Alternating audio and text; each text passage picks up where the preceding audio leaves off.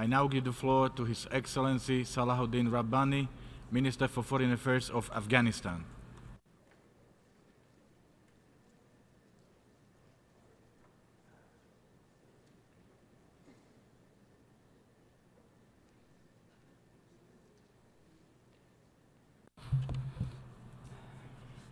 Bismillahir Rahmanir Rahim.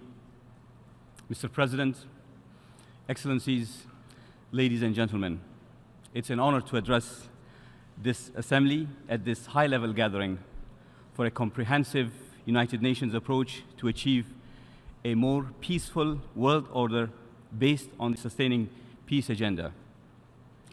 This vision has taken shape in response to the evolving nature of challenges that face international peace and security.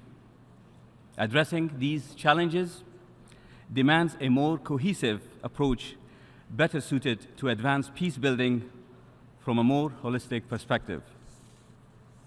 The new approach correctly focuses on preventing the outbreak, exacerbation, continuation, and recurrence of conflict, as well as addressing their fundamental drivers and root causes.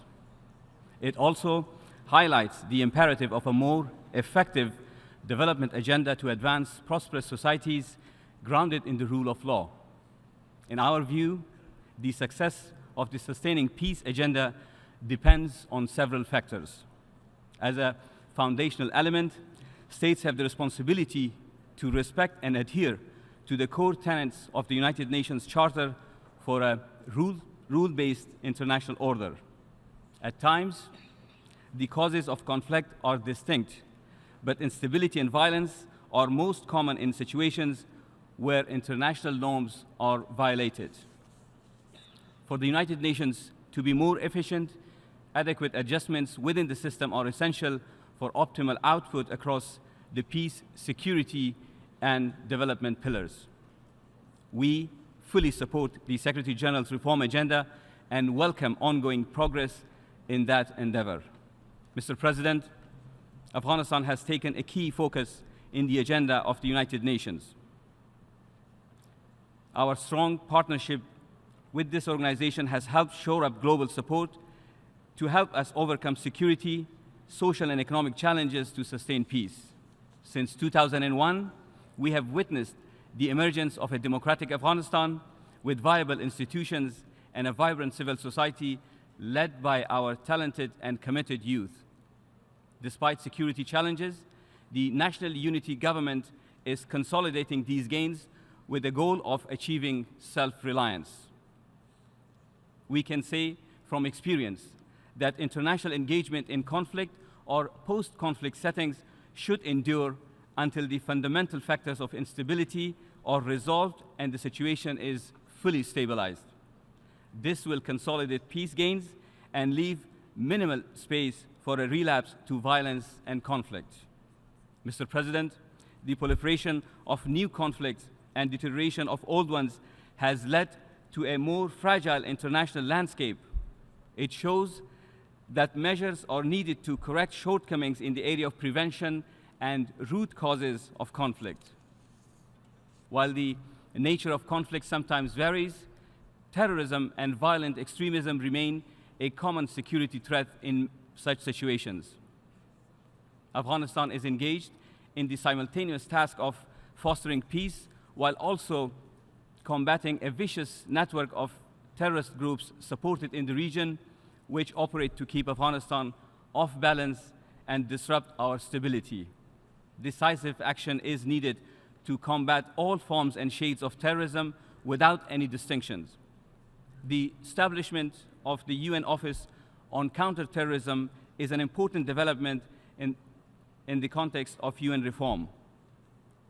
We hope it triggers new levels and modes of cooperation with member states, especially those most affected by terrorism.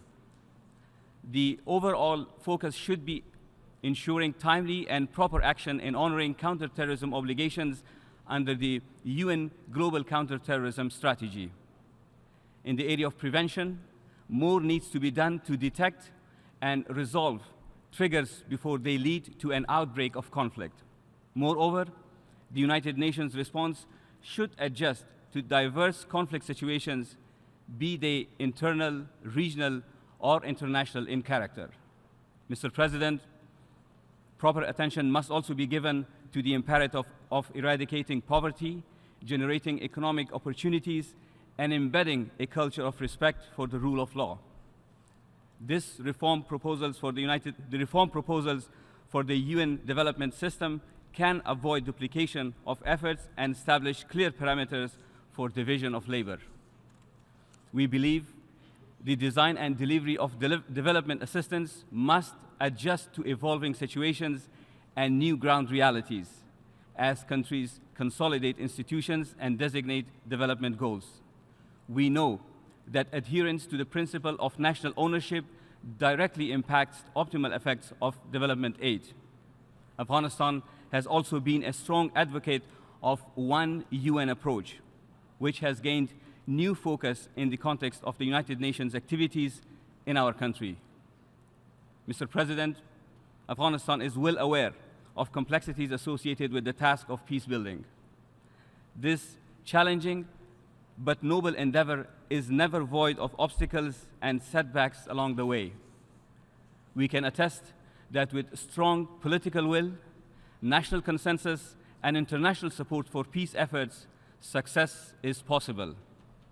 Under the Kabul process for peace and security, we have spearheaded new momentum in our Afghan-led peace efforts for a political settlement to the current conflict. The peace offer made by President Mohammad Ashraf Ghani in February offers new incentives. It also incorporates the principles of national ownership and inclusivity, especially the proactive role of women in all stages of the process, including in decision-making. We are also benefiting from contributions of civil society and religious figures in the process. This embodies the whole of society approach highlighted in the General Assembly and Security Council resolutions. We urge all stakeholders, including regional countries, to contribute to our Afghan-led and owned peace process to help generate an enabling environment for direct and result-oriented talks. Mr. President, in conclusion, the commitments we make in this conference will provide the foundation for a more effective international framework for sustaining peace.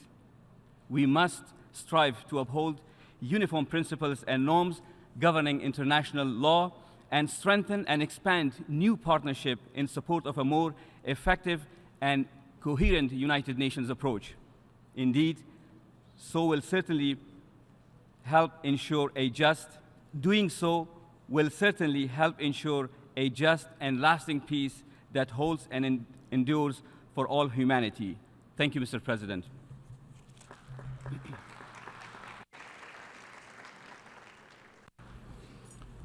I thank the Minister for Foreign Affairs of Afghanistan for his statement.